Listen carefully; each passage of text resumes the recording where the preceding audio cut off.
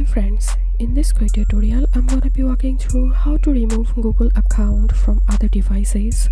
But before getting started this video, make sure to subscribe. How to 1 minute.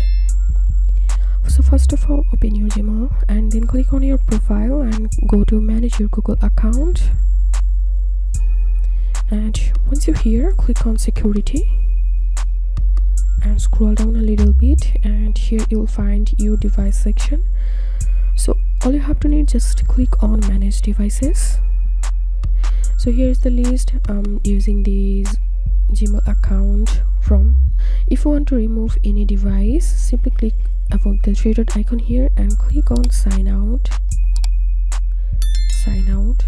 In this way you can sign out from your all devices. So this was how we can sign out from Google account.